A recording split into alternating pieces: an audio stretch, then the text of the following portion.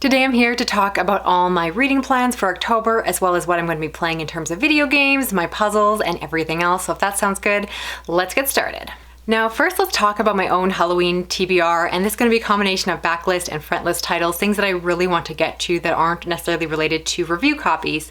The first one is one that I mentioned at my mid-year freakout tag, and that is The Possession of Natalie Glasgow by Hailey Piper. This is a novella all about possession, and as someone who loves that subgenre, this is one of the few possession stories on my TBR on Goodreads that I haven't got to yet, so it's about time. It's relatively super short, so I have no reason not to fly through it. The other one I want to get to that I talked about in that same video was The Moorstone Sickness by Bernard Taylor, and this is one where I've really enjoyed some of his other backlist titles. I enjoy his slice of what I'm going to call more vintage horror, and again it's one that's been on my TBR because again when I like one book by an author I want to read more by them, and so it's about time I gave it a try, and obviously I really hope I'm going to love it. I find this is the time that I enjoy going back to some older or somewhat older horror titles, that this time of year I really want those books that are going to kind of give me that more vintage feel, which I'm hoping this one will scratch that itch. Next we have Heart-Shaped Box by Joe Hill, and this is one that I technically have tried to start a few times and I just never was quite in the mood. I think my mistake is that I always kept doing the audiobook, and there's certain books that in my mind just work better in one form or the other. I have a preference when it comes to certain narration styles, and so getting to read it with my own eyeballs, a nice little mass market paperback around Halloween sounds perfect.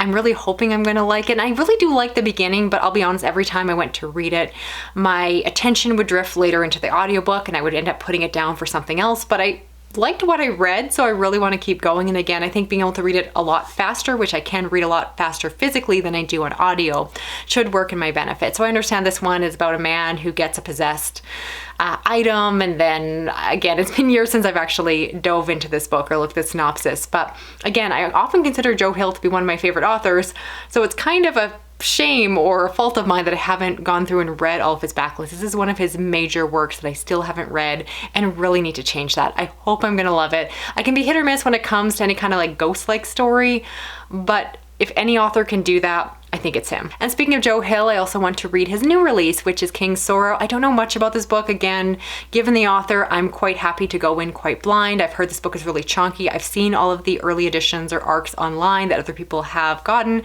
I have not gotten one, so I'm anxiously waiting for the release date, like a lot of you I imagine are in the same boat.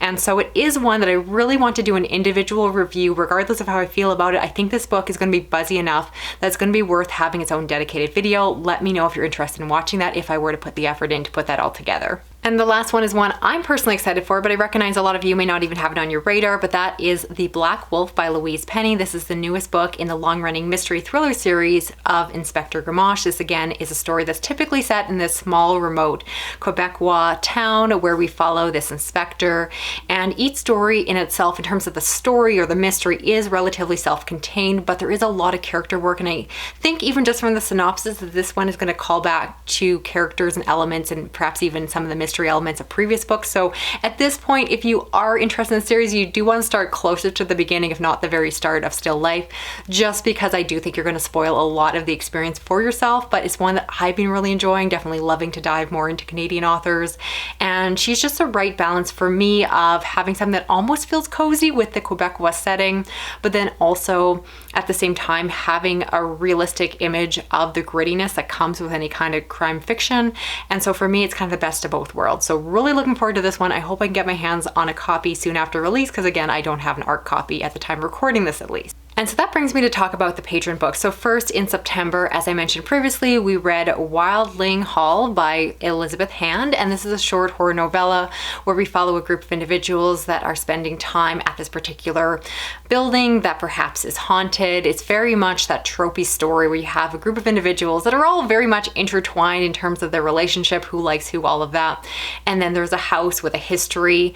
I will say I went into this one with tepid expectations because of the fact that I'm not a big fan of epistolary stories. I'm not a big fan of the subgenre of horror that involves rock stars, and also the fact that there is of course a haunted house at the center of this, which, as you all know if you follow my channel, is not my favorite subgenre. Thankfully this book was much easier to fly through than I originally thought as a novella, and more so the writing style just made it just easy to fly through. It's a very casual style. It feels simple in that way, and perhaps it's one of my criticisms that it doesn't have some of the literary prowess of some of my favorite horror books, but instead feels like a simpler attempt at a story like this. And again, it leans heavily into all the tropes. This book is very tropey, and I acknowledge that depending on my mood, sometimes I'm more or less harsh on books that lean heavily into predictable plot. So it's very much one where you're going to get what you expect. And I didn't think it had the punchiest ending. So overall, I'd say it was a really easy consumable read, which is great because I've kind of been in a slumpy mood with my book club picks for the last couple months over the summer. So this one, finally, I was able to just bang out, get through. But will it be a favorite of the year? Do I necessarily recommend it? Not necessarily, unless it's really up your alley. But it was a fast, easy read. And again, if you can get it like through a subscription service or something you're already subscribed to, like I was, it's an easy one to digest and again, kind of fly through. Even though you kind of know where the story's going, it's kind of fun to get there. And then for the month of October, our theme is folk horror. And for this year, we're going to be reading Only the Good Indians by Stephen Graham Jones. For me, this is a reread, but that is not a bad thing because I know what I'm getting myself into, and I happen to really like this book. It's one that I've really come to appreciate more and more. I think I've read it now twice. I worry I've read it for the book club now that I'm saying that. I really hope we haven't read this again for those that are longer term members. But it's one that I really enjoy, so I'm excited to go back to it, revisit it. Definitely has lots of content warnings around it, but it's also a really good, gritty piece of horror. And so I'm looking forward to that. I'll be picking that up very shortly. Then in terms of TV and movie choices, what I can say is that this time of year, I like to do a re-watch of the first season of Stranger Things. In my mind, that one is perfect. I don't mind the later seasons, but in my mind, the first season is just the best, and it is the one that I find myself most interested in re-watching. I love the 80s nostalgia, the coming of age. It's just, again, very familiar. It's one of my favorite horror-ish type TV shows and definitely just puts me in the perfect mood this time of year. In terms of movies, I know I'm going to be watching at least something new with friends, but we don't have to plan that out ahead of time. As a personal watch, I do plan to do a rewatch of one of my personal favorites, which again, you're probably going to judge me for my very basic horror taste, but I really love the remake of it, particularly part 1. And again, it almost for the same reasons as Stranger Things season 1, that I think it really captures that same nostalgia, very much like coming of age. And while it is technically a horror movie, it feels very comforting to me. It's very much that callback to the past. I don't love part 2 quite as much. I wouldn't be adverse to watching it with friends, but if I'm left to my own devices, I probably would just rewatch part 1 over and over again because that is my favorite aspect of the story, both in the book and in the movie adaptation. And I know, of course, the original is the classic, but again, I was first exposed to the newer version, and I do have a bit of a, probably the kind of thing I shouldn't admit on camera, but I do have a bit of a leaning towards some of the more modern media, especially again if it's what I was first introduced to. So in this case, I do have a lot of love for that movie.